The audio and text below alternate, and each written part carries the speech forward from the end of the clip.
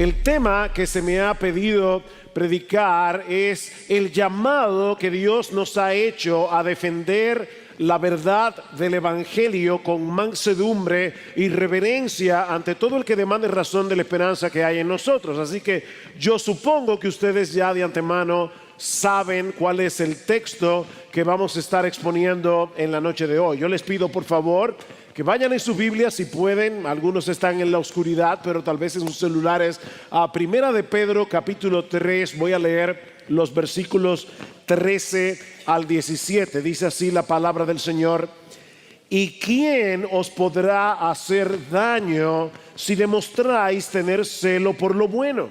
Pero aun si sufrís por causa de la justicia, dichosos sois, bienaventurados sois, y no os amedrentéis por temor a ellos, ni os turbéis, sino santificad a Cristo como Señor en vuestros corazones, estando siempre preparados para presentar defensa ante todo el que os demande razón de la esperanza que hay en vosotros. Pero hacedlo con mansedumbre y reverencia, teniendo buena conciencia, para que en aquello en que sois calumniados sean avergonzados los que difaman vuestra buena conducta en Cristo.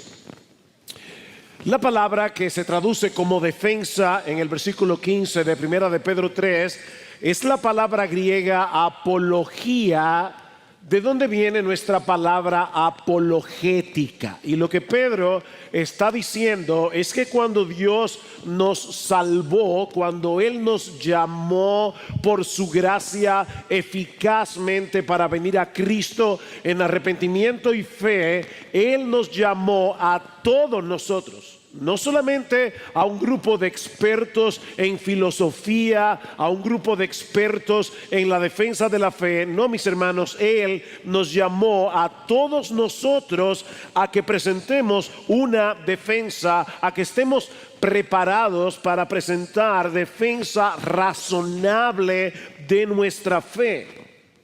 Pero al mismo tiempo, Pedro nos recuerda, y esta es la parte importante de este mensaje, que la forma como defendemos la verdad es tan importante como la verdad que defendemos.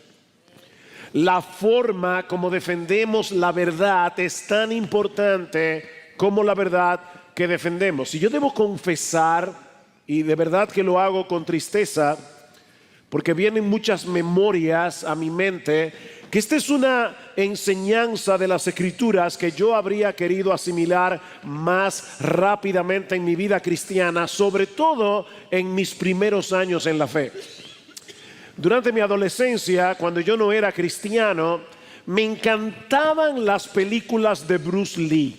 Ese maestro de artes marciales de los 70, siempre, ¿verdad?, se presentaba a Bruce Lee como una persona flaquita, débil, pero cuando se enfrentaba con sus puños, patadas, con los palitos chinos o los nunchakus, vencía a todos sus oponentes. Cuando me convertí al Señor, cerca de los 18 años de edad, y aunque yo no lo pensé de esa manera conscientemente, yo deseaba ser un apologista tipo Bruce Lee. Y yo quería tener todos los argumentos filosóficos, todos los argumentos bíblicos que yo pudiera traer cuando alguien me preguntaba alguna cosa acerca de la fe. Yo quería tener 15 argumentos para demostrar que la Biblia es la palabra de Dios. Quería tener 15 argumentos para demostrar que Cristo resucitó de la tumba al tercer día. 15 argumentos para destruir completamente la hipótesis, porque no llega ni siquiera a categoría de tesis, a la hipótesis de la evolución. Pero con el tiempo aprendí que la apologética es una labor de amor y compasión. Y es interesante porque yo tenía la palabra compasión en mis notas antes de escuchar la prédica de Carlos. Ni siquiera sabía que Carlos iba a predicar antes que yo, hasta cuando llegué aquí a la conferencia, que él iba a predicar acerca del llamado a la compasión. Pero mis hermanos, la apologética es una labor de amor y compasión, más relacionada con el carácter cristiano y con una verdadera pasión por Cristo que con argumentos. Y cuidado, no estoy diciendo que argumentar a favor de nuestra fe sea incorrecto. Nosotros debemos saber dar argumentos, debemos dar razones lógicas, es la palabra que Pedro usa aquí, de nuestra fe. Los cristianos estamos llamados a alumbrar y a salar a un mundo que está en oscuridad, a un mundo que se corrompe aceleradamente, y la apologética es parte de esa labor. Pero más que un llamado a entrenarnos en el arte de argumentar, Primera de Pedro 3:15 es un llamado a la lealtad a Cristo en medio de la oposición y a reflejar su carácter manso y humilde cuando tengamos que defender lo que creemos y por qué lo creemos. En cierto modo, el llamado de Pedro en este texto es una continuación del que Otto elaboró esta mañana. Es parte del llamado que el Señor nos ha hecho a ser santos, porque Él es santo. Y hay tres enseñanzas que podemos extraer de este pasaje y que se concatenan la una con la otra. La primera es que los creyentes vivimos por una esperanza que resulta absolutamente incomprensible para los incrédulos. Noten el versículo 15, al final dice: santificad a Cristo como Señor en vuestros corazones, estando siempre preparados para presentar defensa ante todo el que os demande razón de la esperanza que hay en vosotros. La esperanza es un tema predominante en esta carta. Una carta que, como veíamos esta mañana, fue dirigida a un grupo de creyentes en Asia Menor, la región que hoy se conoce como Turquía, hermanos que estaban enfrentando una fuerte oposición, una fuerte hostilidad y rechazo por causa de su fe. De hecho, unos pocos meses después de que Pedro escribiera esta carta, los creyentes que recibieron esta carta originalmente iban a enfrentar la primera persecución estatal de manos de Nerón. Y Pedro introduce esta carta a creyentes que están sufriendo, recordándoles que Dios los había regenerado, que Dios los había hecho nacer de nuevo, dice en el versículo 3, para una esperanza viva, para una herencia incorruptible, inmarcesible, una herencia que no se va a perder nunca en los cielos. Nosotros fuimos regenerados para una esperanza viva por medio de la resurrección de Jesucristo de los muertos. Mi hermano, Dios te hizo nacer de nuevo para que tú puedas vivir por una esperanza, a diferencia de las esperanzas humanas que son temporales, que son inciertas. La esperanza cristiana es viva, es duradera, porque está fundamentada en la resurrección de nuestro Señor. Así que si tú has nacido de nuevo, tú tienes una esperanza que el mundo no tiene. Tú tienes una esperanza que nos capacita para enfrentar las dificultades de esta vida con una perspectiva eterna, con un gozo que trasciende las circunstancias y que incluye la hostilidad, el rechazo y el maltrato. Nosotros vivimos por una esperanza. Y de ahí la pregunta de Pedro en el versículo 13 del capítulo 3. ¿Y quién os podrá hacer daño si demostráis tener serlo por lo bueno? Esta es una pregunta un tanto ambigua, porque puede ser que Pedro esté preguntando o diciendo a los creyentes: mira, cuando los cristianos viven como cristianos, muchas veces se ganan la buena aceptación de parte incluso de los incrédulos. Pero digo que es ambigua porque al mismo tiempo Pedro quiere que tú y yo sepamos que muchas veces los cristianos, comportándose como cristianos, lo que levantan en la gente que nos ve es oposición y más hostilidad. Noten lo que dice el versículo 14: pero si aún sufrís por causa de la justicia, dichosos sois, bienaventurados sois. Aunque los enemigos de la fe puedan hacernos daño en esta vida, mis hermanos, ellos no tienen el poder de quitarnos lo que realmente importa. ¿Y qué es lo que realmente importa? Nuestra esperanza y nuestra salvación en Cristo. Y más aún, Pedro dice, ¿sabes qué? Cuando los cristianos te maltratan, cuando los impíos, te maltratan, cuando te rechazan, cuando te manifiestan hostilidad, tú eres un dichoso, eres un bienaventurado. Y ahora yo digo como Otto esta mañana, y no dicen amén. Pero realmente la Biblia dice que nosotros somos bienaventurados, porque eso quiere decir que el mundo te está identificando con el Señor Jesucristo. Mateo 5:10 dice el Señor Jesucristo: bienaventurados sois cuando por mi causa os vituperen y os persigan y digan toda clase de mal contra vosotros mintiendo. Juan capítulo 15 versículo 18: si el mundo os aborrece, sabed que a mí me ha aborrecido antes que a vosotros. Si fuerais del mundo, el mundo amaría a los suyos, pero porque no sois del mundo, antes yo os elegí del mundo, por eso el mundo os aborrece. Y en esta misma carta, en el capítulo 2, en el versículo 21, dice Pedro: porque para este propósito habéis sido llamados, pues también Cristo sufrió por vosotros, dejándoos ejemplo para que sigáis sus pisadas, el cual no cometió pecado, ni engaño alguno se halló en su boca, quien cuando le ultrajaban no respondía ultrajando, cuando padecía no amenazaba, sino que encomendaba su causa a aquel que juzga justamente. Nosotros fuimos llamados para seguir las pisadas de Jesús, pero no olviden, mis amados hermanos, que nosotros seguimos a un crucificado. Ahora, imaginen a un creyente del primer siglo que ha perdido sus bienes, su familia lo ha rechazado, está siendo maltratado injustamente por las autoridades civiles.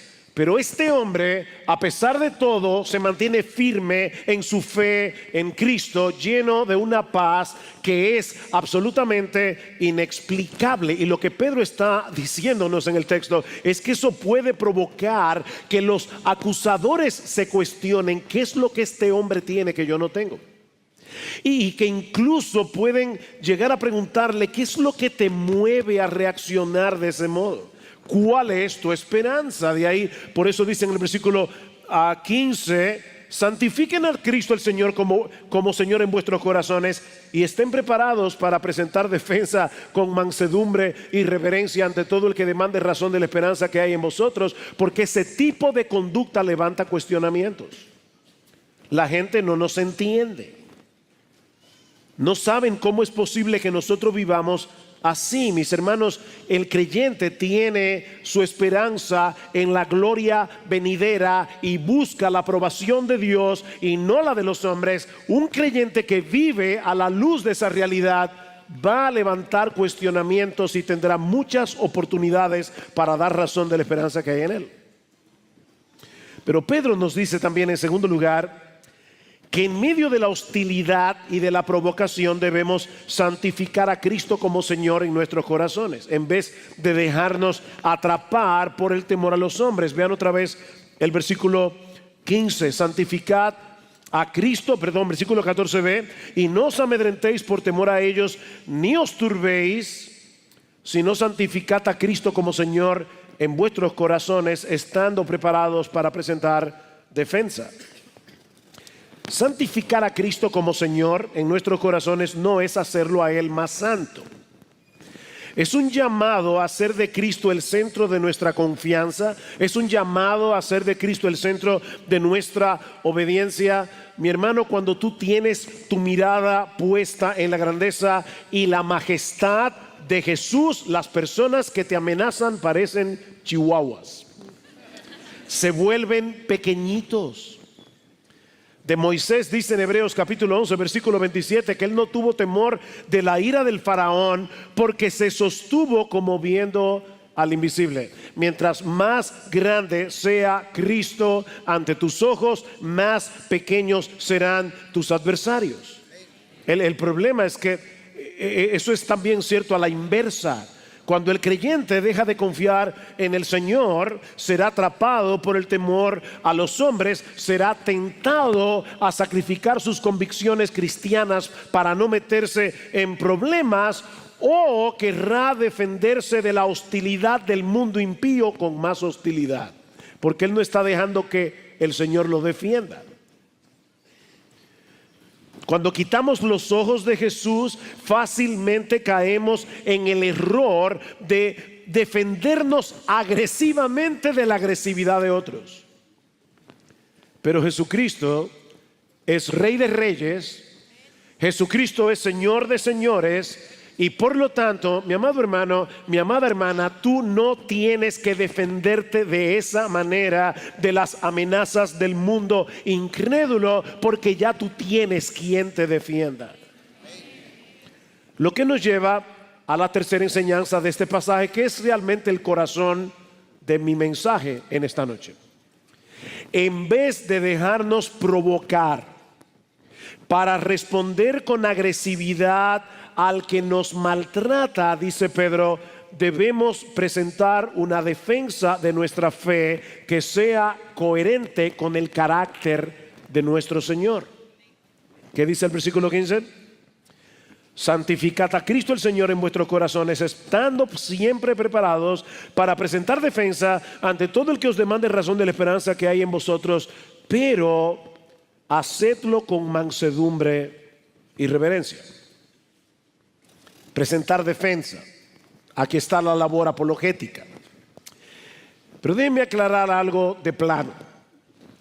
Mis hermanos, Pedro no está diciendo aquí que todos los creyentes deben ser capaces de responder a todas las objeciones, a todas las preguntas que hacen los incrédulos. Damos muchas gracias al Señor por los creyentes que han podido especializarse en el área de la apologética. Damos muchas gracias al Señor por todos los creyentes que toman en serio la responsabilidad de prepararse cada vez mejor para comunicar el Evangelio de una manera más eficaz, para responder a las objeciones que suelen hacer los incrédulos. De paso, déjenme decirles algo importante. Los incrédulos tienen como 3 o 4 objeciones. Si te aprendes estas 4, te las sabes todas, a menos que te encuentres con una persona súper inteligente que te salque con algo diferente. Así que si te aprendes 3 o 4 respuestas, tú vas a saber cómo presentar defensa ante todo el que demande razón de la esperanza que hay en ti. Pero lo que Pedro está diciendo aquí no es que todo creyente debe ser un experto en apologética. Lo que Pedro está diciendo aquí es que todo creyente debe vivir una vida que sea coherente con la esperanza del Evangelio y estar preparado para dar una respuesta a todo el que te pregunte por la razón de tu esperanza. En otras palabras, lo que Pedro está diciendo aquí es que todo creyente debe crecer en su entendimiento del Evangelio. Lee la carta a los Romanos, lee la carta de Pablo a los Gálatas, léete todo el Nuevo Testamento. Tú debes tener un mejor entendimiento del Evangelio y debes crecer en tu capacidad de dar una explicación razonada de la esperanza del Evangelio. Por eso alguien decía que la apologética consiste en saber lo que crees, por qué lo crees y en ser capaz de comunicárselo a otros. Eso es la apologética. Saber lo que crees, por qué lo crees y en ser capaz de comunicarlo a otros. Obviamente, para poder defender nuestra fe, nosotros necesitamos conocer qué creemos y por qué lo creemos.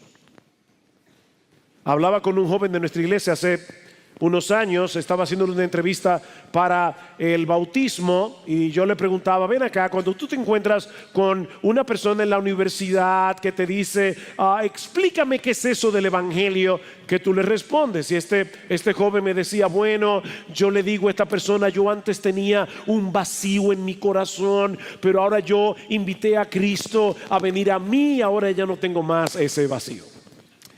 Y yo le decía, ¿sabes cuál es el problema? Que un día te vas a encontrar con una persona en la universidad que te va a decir, yo también tenía ese vacío hasta que comencé a practicar yoga y ya no me siento vacío. ¿Y qué le vas a decir ahora?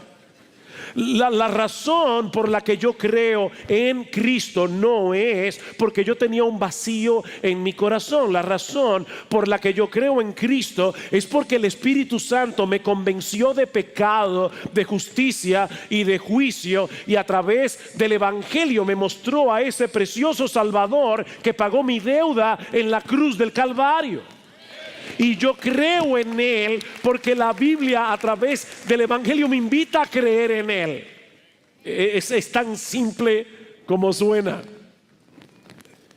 Debemos saber qué creemos y por qué lo creemos. Eso implica conocer las doctrinas básicas de la fe cristiana: quién es Dios, quién es Cristo, qué fue lo que Él hizo a nuestro favor a través de su vida, su muerte y su resurrección, qué significa creer y arrepentirse.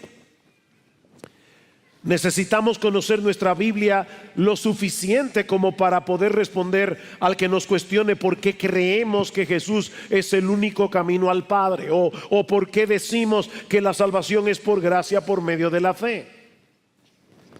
Pero debemos comunicarlo de una forma tal que se corresponda con la gracia del Evangelio que estamos proclamando, de una forma tal que no desentone con la música del Evangelio.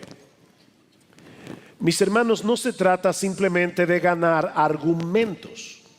No estamos intentando vencer a otros en una discusión. Estamos tratando de ganarlos para Cristo por medio del Evangelio. Y es precisamente por eso que la forma, el medio como comunicamos la verdad importa tanto como la verdad que comunicamos. Estas dos palabras, mansedumbre, reverencia, equivalen a humildad y respeto. Nosotros debemos hablar con respeto hacia Dios, pero también respeto hacia la persona con la que estamos hablando. Imagínate que un enfermo llega a un hospital, el médico que lo atiende tiene el remedio exacto que esa persona necesita. Este médico sabe qué contiene ese remedio, sabe por qué ese remedio es eficaz, pero cuando entra a la habitación del paciente le habla con arrogancia y en cierto modo le hace sentir que él es un estúpido por no entender su enfermedad. ¿Ustedes creen que ese paciente va a querer ser tratado por este médico? Probablemente no. Bueno, mis hermanos, el creyente, como decía Carlos hace un momento, que sabe que ha sido rescatado por la gracia de Dios, por la misericordia de Dios, no puede ser esa clase de médico.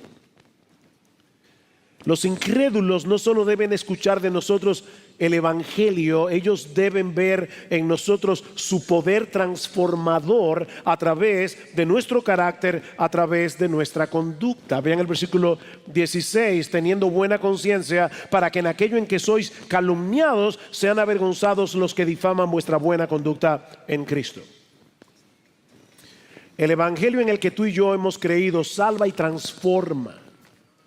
Te hace cada vez más semejante a nuestro Señor Jesucristo. ¿Y qué dice la Biblia acerca de nuestro Señor Jesucristo? Mis hermanos, cuando Cristo quiso definirse a sí mismo y presentarse a sí mismo, ¿qué dice en Mateo capítulo 11, versículo 29? Aprended de mí, que soy manso y humilde de corazón, y hallaréis descanso para vuestras almas. Y esto es algo que vemos a través de toda la Escritura. ¿Cuál es el fruto del Espíritu? Según Gálatas capítulo 5 versículo 23. El fruto del Espíritu no es otra cosa que hacernos semejantes al Señor Jesucristo. Cristo es el retrato perfecto del fruto del Espíritu. El Espíritu vino a nosotros para producir en nosotros a Cristo. ¿Y qué dice Gálatas capítulo 5 versículo 22? El fruto del Espíritu es amor, gozo, paz, paciencia, benignidad, bondad, fe, mansedumbre. La misma palabra de Pedro, templanza. La mansedumbre es una característica fundamental en la vida cristiana, es un fruto del Espíritu. En Efesios capítulo 4, versículo 2, Pablo exhorta a los creyentes a andar con toda humildad y mansedumbre, con paciencia, soportándoos con amor los unos a los otros. La mansedumbre es una virtud esencial para mantener la unidad en el pueblo de Dios. Colosenses 3:12, Pablo anima a los creyentes a vestirse ¿de qué? De mansedumbre, de compasión, de bondad, de humildad, de paciencia. Eso es parte de nuestra identidad, de nuestra nueva identidad con Cristo. Yo estoy seguro que todos ustedes se levantan por la mañana y lo primero que piensan es: ¿qué voy a hacer hoy para ver qué tipo de ropa te vas a poner? En mi caso, yo me pongo saco y me pongo bien cuando voy a predicar, porque bueno, eso es lo que hay, pero este no es el tipo de ropa que me hace sentir cómodo. Si ustedes van a casa un sábado, no me van a encontrar vestido así. Yo necesito estar en jean y necesito tener una camisa floja, porque ese día voy a descansar. Así que la ropa con la que tú te vistes cada día depende de lo que vas a hacer cada día. Bueno, mi hermano, mi hermana, si tú eres creyente, y obviamente debes ser creyente porque te llamé hermano y hermana, hay una ropa que te tienes que poner todas las mañanas, sea lunes, martes, miércoles, jueves, sábado, domingo. Todos los días de tu vida tienes que vestirte de mansedumbre. Tú no tienes otra opción, porque eso es parte de tu identidad en Cristo. Santiago capítulo 3 dice que la sabiduría que viene de lo alto, la que no es animal, terrenal y diabólica, esa sabiduría es primeramente pura, después pacífica, amable, benigna, llena de misericordia y de buenos frutos, sin incertidumbre ni hipocresía, y el fruto de justicia se siembra en paz para aquellos que hacen la paz. La sabiduría que viene del cielo produce mansedumbre. Mis hermanos, Carlos hablaba hace un momento de la tristeza que le daba en el corazón cuando él veía en el internet estas luchas entre creyentes. Esto es realmente muy penoso. Ahí están los calvinistas con sus palitos chinos cayéndole a palo a los arminianos. Y por supuesto, ahí también están los arminianos con sus palitos chinos cayéndole a palo a los cristianos calvinistas.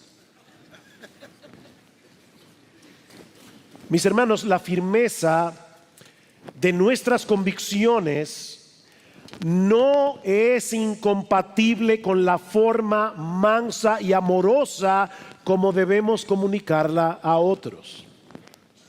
Y yo sé que hay personas que dicen: ahí están estos que están ahora echando abajo la doctrina porque quieren estar bien con todo el mundo. No, mis hermanos, nosotros no tomamos a juego la sana doctrina. Eso es importante. Nosotros debemos levantar paredes doctrinales bien claras en nuestras iglesias. Pero ¿saben qué? Nosotros debemos levantar esas paredes tan altas como para que podamos proteger doctrinalmente a nuestra iglesia, pero no podemos levantarla tan y tan alta que no podamos darle la mano a nuestro hermano en Cristo, comprado con su sangre, que en algunos detalles no creen como nosotros. Si creen en el evangelio de Jesucristo, si se arrepintieron de sus pecados y no están confiando en sus propias obras para ser salvos, son nuestros hermanos y debemos tratarlos como nuestros hermanos.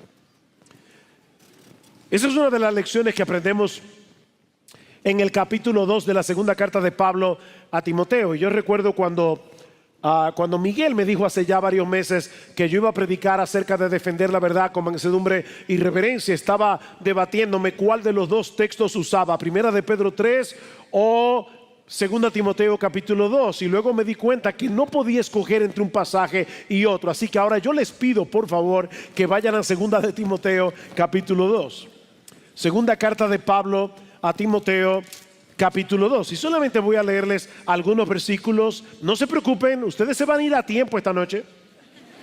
No se preocupen por eso. Yo sé que estamos cansados, pero, bueno, ustedes no, yo sí estoy cansado. Pero bueno. La segunda carta de Pablo a Timoteo es una carta sumamente interesante porque es un llamado de Pablo a Timoteo, su última carta. Pablo sabe que le queda poco tiempo, Pablo sabe que pronto va a morir y le está dejando un legado a Timoteo y le está diciendo: Timoteo, tú tienes que defender el evangelio, este es el legado que yo te doy. Timoteo, cuida a la iglesia de las falsas doctrinas, cuida a la iglesia. Todo el capítulo 3 habla acerca de los falsos maestros. Sin embargo, ahora escuchen cómo en el capítulo 2 Pablo nos dice que si bien es cierto que nosotros tenemos que defender la verdad del evangelio con valentía, debemos defender la verdad del evangelio con firmeza, al mismo tiempo, dice Pablo, tenemos que tener cuidado con un espíritu arrogante y hostil, con tener una actitud pleitera que nos mueve a enfrentarnos y a enredarnos en contiendas inútiles. Versículo 14. Recuérdales, ¿a quién? Bueno, probablemente a los hombres fieles, probablemente, del versículo 2. Dice Pablo: Timoteo está en carga a hombres fieles que sean idóneos para enseñar también a otros. Y ahora Pablo le dice: recuérdales esto, encargándoles, oigan estas palabras, mis hermanos, encargándoles solemnemente en la presencia de Dios que no contiendan sobre palabras, lo cual para nada aprovecha y lleva a los oyentes a la ruina. Este término solemnemente refleja una exhortación seria y urgente. O sea, Pablo está enfatizando la gravedad de este asunto, está enfatizando el impacto potencialmente dañino que tiene en la vida de la iglesia cuando los pastores y los creyentes en general nos enredamos en disputas inútiles, triviales. Y Pablo dice: mira, esas cosas pueden desviar a un creyente de la verdad y sembrar discordia en lugar de edificación. Y yo tengo la convicción de que este es uno de esos textos que debemos poner enfrente de nuestra computadora, donde podamos verlo cada vez que nos sintamos tentados a participar de las discusiones que abundan en las redes sociales sobre temas secundarios y terciarios de nuestra fe. Uno de esos temas favoritos es la escatología. Algunos son amileniales, otros son premileniales, otros son postmileniales, unos son pretribulacionistas, otros son posttribulacionistas. Miren, mis hermanos, Cristo viene.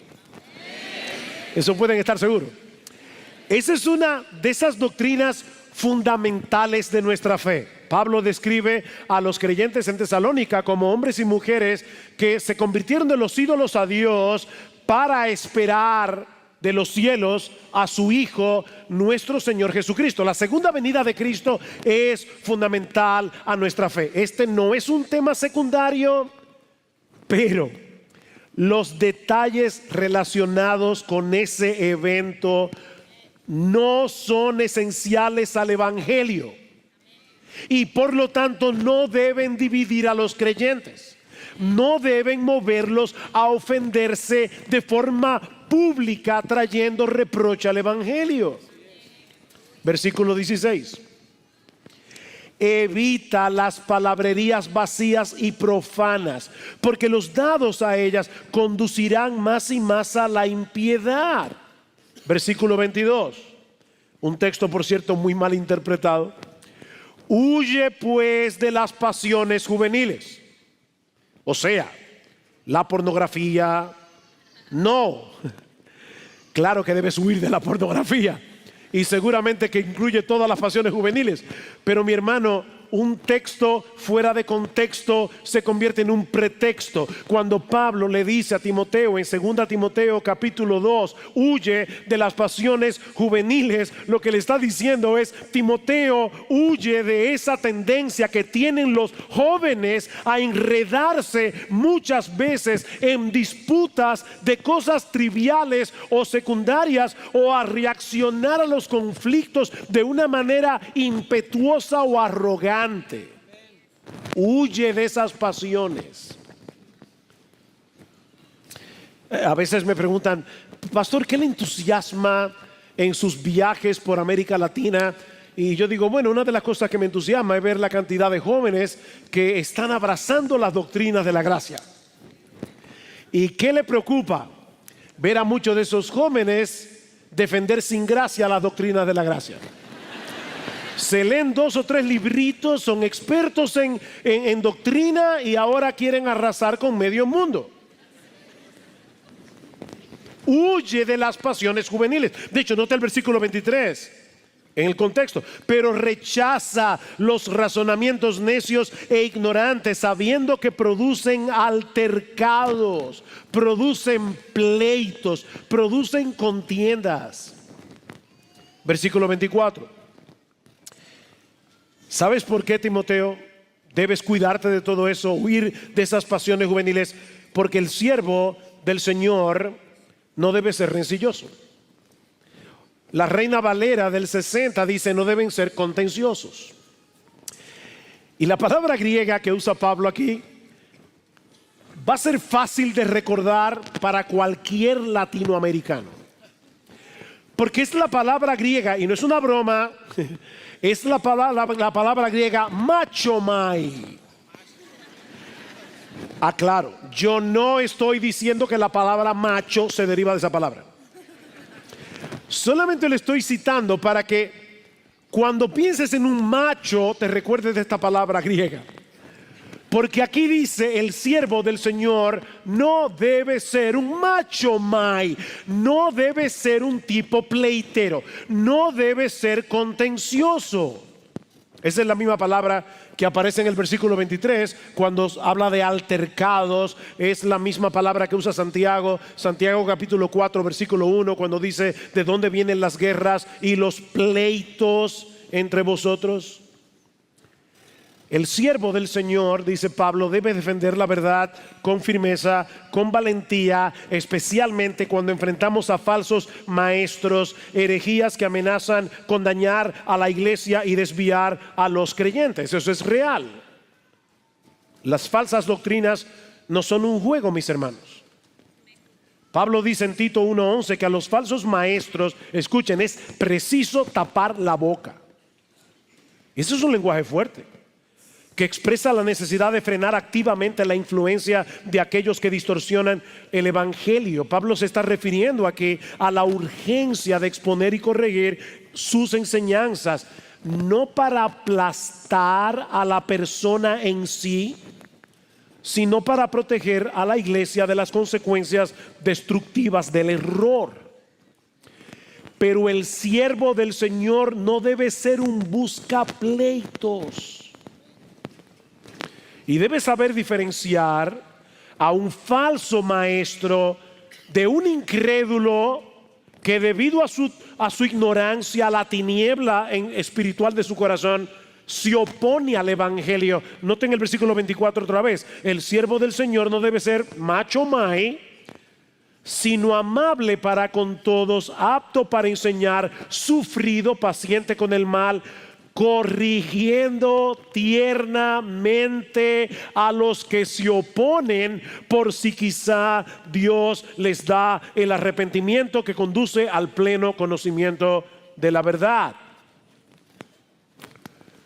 Mis hermanos, no deja de ser interesante ver cómo Pablo le habla cómo Jesús, estoy cansado, se lo dije ahorita, cómo Jesús trata con Nicodemo en el capítulo 3 de Juan, y qué diferente es el discurso de Mateo 23.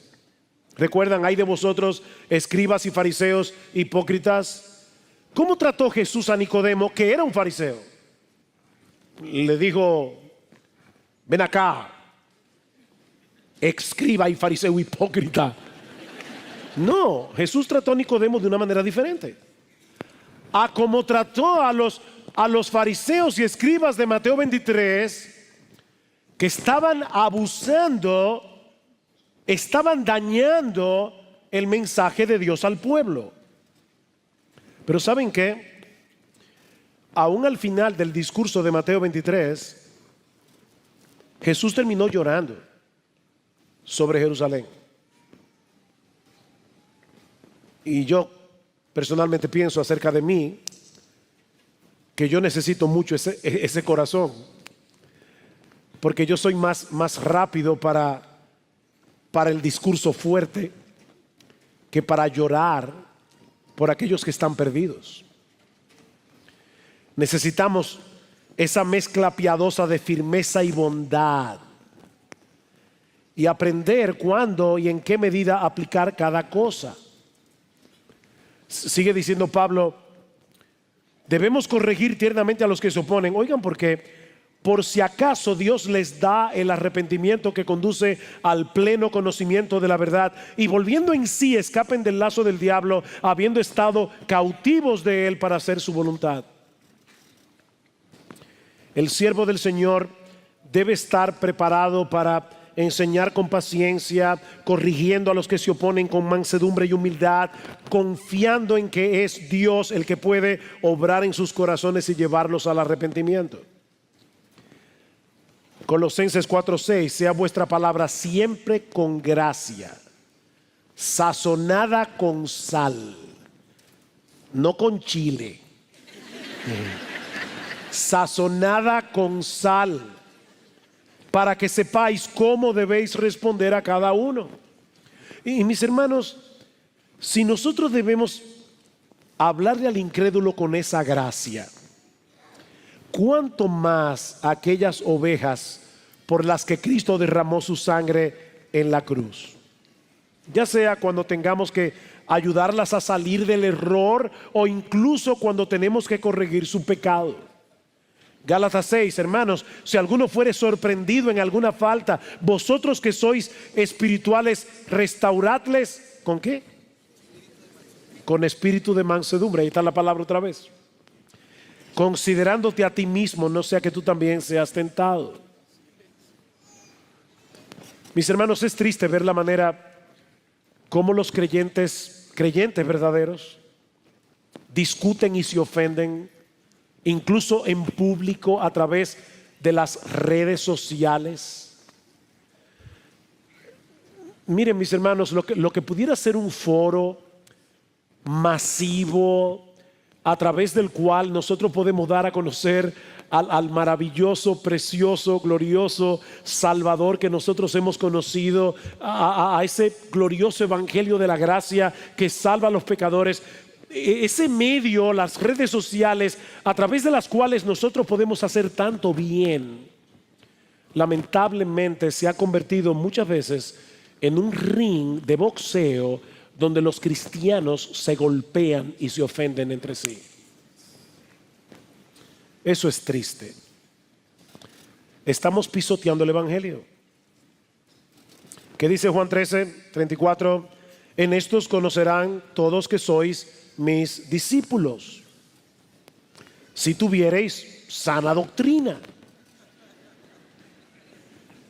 Y todo el que me conoce sabe que yo no tomo a juego la sana doctrina. Pero ¿saben en qué conocerán todos que sois mis discípulos? Si tuviereis amor los unos por los otros. Cristo ora en Juan capítulo 17, Padre, yo te ruego que aquellos que han creído en mí, que tú los hagas uno. ¿Sabes para qué? Para que el mundo sepa que tú me has enviado, porque esa clase de unidad solo la puede producir la gracia de Dios obrando en el corazón de pecadores. Mis hermanos, el llamado de Pablo en 2 Timoteo capítulo 2 es el mismo llamado de Pedro en el capítulo 3. Es dar a conocer el evangelio de la gracia, tanto en el contenido como en la forma, en una forma graciosa. Nuestro objetivo no es ganar el argumento, nuestro objetivo es ganar el corazón. Ya sea que estemos tratando con un incrédulo que está en total oscuridad o con un creyente que pensamos que está equivocado. Los cristianos estamos en medio de una batalla, de una guerra de ideas, en la que la forma de pelear es tan importante como el contenido de nuestros argumentos. Y déjenme decirles algo, nosotros ya sabemos que estamos jugando en el equipo que ya metió el gol. Nosotros estamos del lado del vencedor. No le tengas miedo a los incrédulos. Tú no tienes que ser agresivo con los incrédulos. Tú no tienes que ser hostil a los incrédulos. A veces yo le decía a los hermanos de nuestra iglesia en estos días que si nosotros vamos por la vida con esa actitud de yo soy más santo que tú, y cuando nos encontramos con personas que están podridas en su pecado, los tratamos como si nosotros nunca hubiéramos estado podridos también, difícilmente nosotros vamos a poder ganar a otros para el Señor. Mientras tanto, tenemos que seguir peleando esta batalla. Tenemos que seguir peleando con valentía, tenemos que seguir peleando con convicción, pero tenemos que seguir peleando con gracia. Esta es una batalla digna de ser peleada. Por amor a los perdidos, por el bien de su iglesia y por encima de todo para la gloria de nuestro bendito Señor y Salvador. ¿Qué debemos hacer?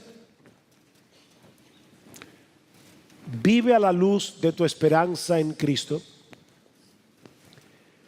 Santifícalo a Él y solo a Él en tu corazón, y mantente preparado para presentar defensa con mansedumbre y reverencia ante todo el que demande razón de la esperanza que hay en ti, pero con mansedumbre y reverencia. Vive a la luz de tu esperanza, mi hermano. Santifica a Cristo el Señor en tu corazón, para que cuando llegue el fin de tus días tú puedas decir como Pablo: ¿saben qué? Yo he peleado la buena batalla y la he peleado bien. He acabado la carrera, he guardado la fe. Que el Señor bendiga su palabra en esta noche.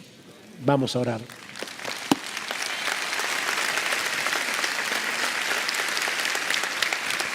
Padre, nosotros antes de esta predicación cantamos un himno. Dame a Cristo. Y tú sabes, Señor, que cuando estaba de pie antes de subir aquí, mi oración era la misma que esa canción: danos a Cristo y permítenos que aún a través de la predicación de tu palabra el predicador pueda dar a Cristo a sus oyentes.